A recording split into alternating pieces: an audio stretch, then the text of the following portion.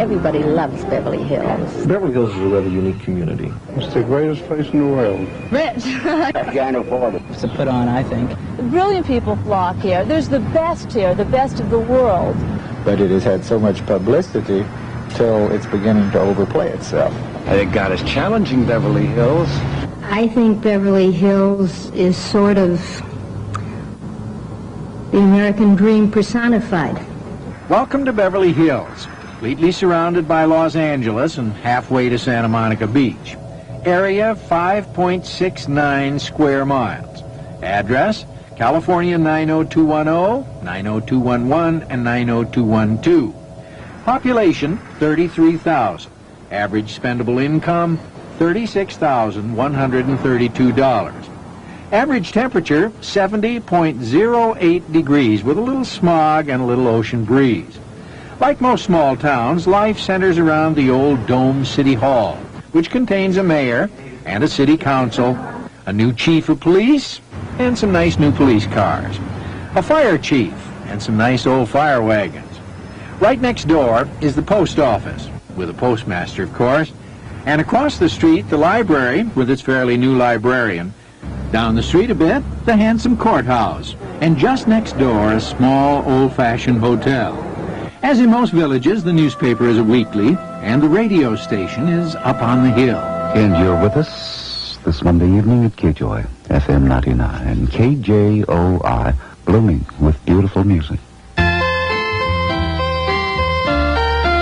Just an ordinary town, but not quite. Beverly Hills is a woman's town. Of that 33,000 population, there are 2 women for every man. It's a wonderful place to find a wife, a terrible place to find a husband, although obviously some manage. Bother you that there are 2 women for every man? Not at all. It's fun. I love competition. It's almost a matriarchal society. For instance, Donna Allman, the vice mayor, will soon be mayor for the 2nd time. That's a first for any woman in any town. Expressing appreciation to Ellen Stern Harris. And the city council's main check and balance is columnist and consumer advocate Ellen Stern Harris, who doesn't agree with much they do. I think that growth, like anything, there can be an excess. We call it cancer when growth cells go wild, and I think that Beverly Hills might be in danger of that kind of cancerous growth. In that courthouse, Deputy District Attorney Lynn Cameron strikes a different blow for Beverly Hills Live. In fact, my very first case that I had in Beverly Hills, I was the DA. It was a female judge, a female clerk, female bailiff, and a male prostitute defendant. And that quaint hotel?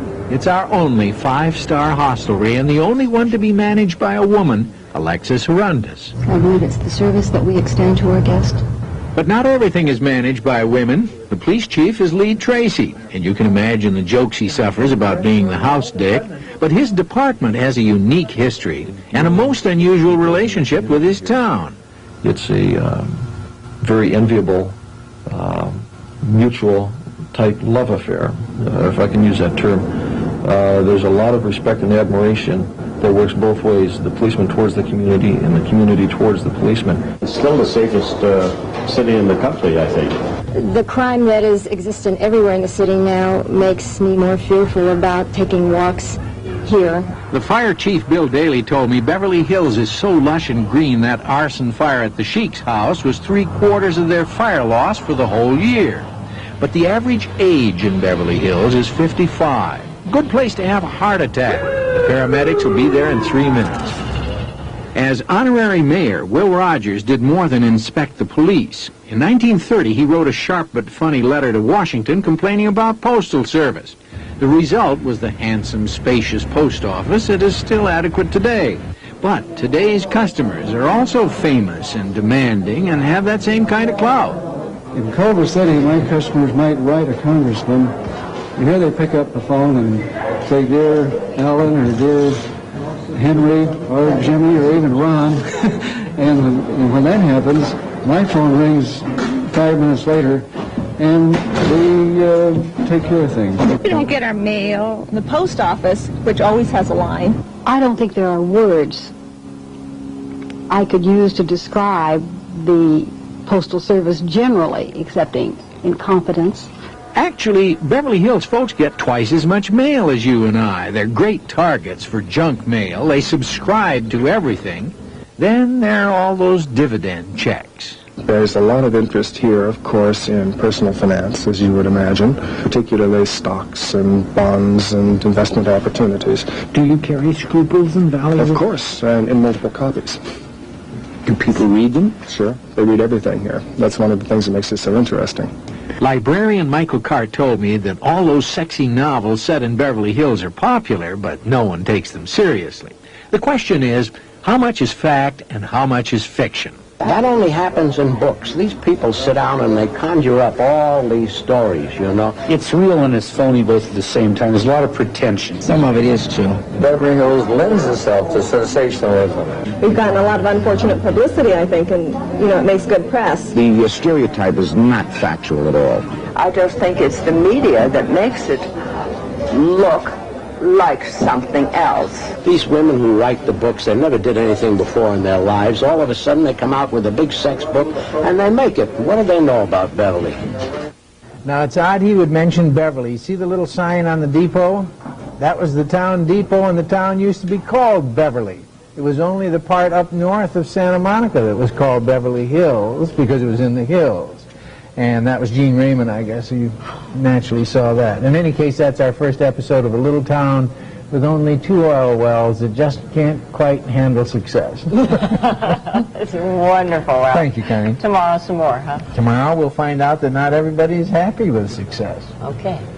Tonight in part 2 of Ralph Story's series on the secrets of Beverly Hills, he tells of the city's attempt to be a small town since it has all the characteristics called for in an old nursery rhyme. Everyone knows that Beverly Hills is glamour, it's movie stars, it's prestige. It's the car you drive and how much your house is worth. We've got chaos here. It can't be for the idle rich. Stand back and say, hey, this is kind of like a joke. This is a very rich, a very snobbish, a very high-priced little area. Jim Rogers is Will Rogers' son. Grew up in Beverly Hills, but couldn't afford to live there and became a rancher in Bakersfield. We met in Will Rogers Memorial Park across from the Beverly Hills Hotel. Do you like what's happened to your old hometown? Not particularly. I would like to have seen it stay like it always was, but then who can have that? Yeah, nothing does. Well, I'm small town at heart. I don't like it as for myself. It's a small town community.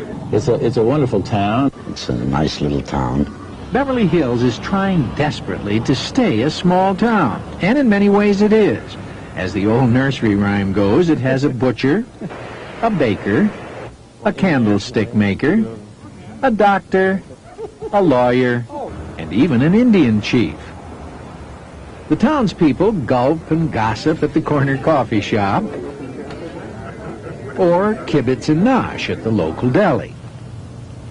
So, of course, there's a temple with a rabbi and several churches like the Episcopalian with a reverend.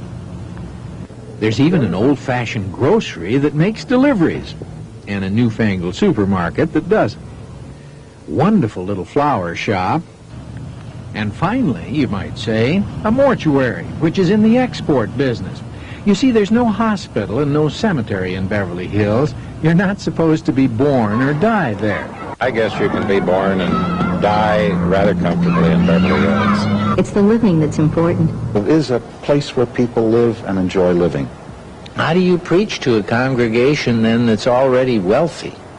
Well, I think you preach to them of how they use their wealth. If they use their wealth for their self-aggrandizement and for just simply hedonistic pleasures, that's not right. If they can share their wealth with those less fortunate, then I think that's the message we can give them. Dr. Meyer Heller is concerned about the quality of life in Beverly Hills, and as rabbi, he speaks for the majority. The Protestants, on the other hand, are the minority, but the concerns are the same for Episcopalian minister Clark Oler. It doesn't really make any difference whether they got money or not.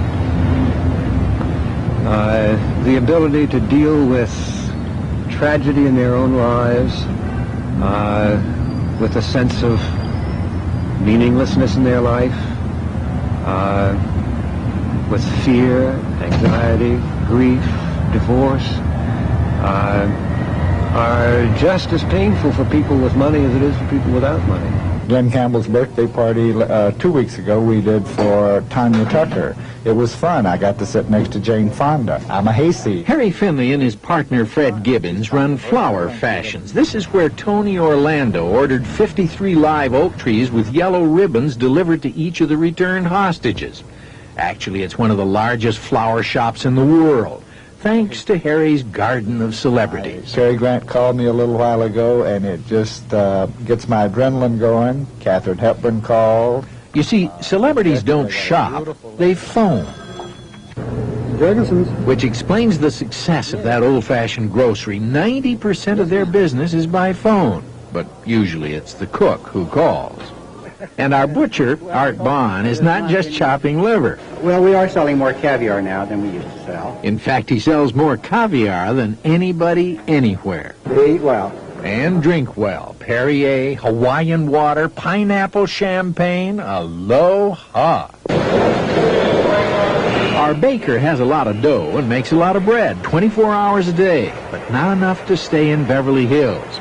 The aromatic Wonder Bread factory, hiding behind City Hall, is moving to Chino. The hostess with the mostest can't afford the high cost of living, but no big thing. Of 300 employees, only 6 live in Beverly Hills. But Geary's has been a resident for 50 years, and they're going to stay. In fact, Bruce Myers doesn't agree with the high cost of Beverly Hills. Oh, you absolutely can get a bargain. Right here you can get a bargain. On candlesticks. Baccarat. Boots a lot. This was Couch Candy. Bedford Drive is Couch Candy. At one time, the greatest concentration of analysts west of Vienna were in these 3 buildings. Beverly Hills psychiatrists were so famous, the whole town appeared to need therapy. I don't think that's it at all. I have been in this work for over 30 years now, and I have approximately 20 patients, and only 2 are from Beverly Hills. Civic leader and analyst Dr. Art Malin says Beverly Hills is getting so expensive even the psychiatrists are moving away. But there's no shortage of lawyers or lawsuits and divorces. Amazingly, there's a 50 to 70% divorce rate throughout the country here. Probably about 75 to 80 in Beverly Hills. So for divorce lawyer Marvin Mitchelson, Beverly Hills is the pot of gold at the end of the rainbow. I used to live over on Boyle Heights, the other side of town. And, of course, the dream was to move to this side of town and sort of enjoy the success ethic. I enjoy success. It's successful. Obviously, I have success that I have you here. Nothing succeeds like success. Well, that's true, and here's the old original Rodeo Drive, which has been a success from the days when it was a bridle path leading up to the old Beverly Hills Hotel. It got its name from the original Rancho Rodeo de las Aguas, which was in that area. And Maria Valdez bought that ranch for $17.50. Like the man says, nothing succeeds like success. And it is rodeo. Rodeo, it is not rodeo. No, but I mean, why it was rodeo, you're saying because of that origin? Yes, the bridle path ran from downtown all the way up to the original ranch, which was Rodeo de las Aguas. That's why we say rodeo.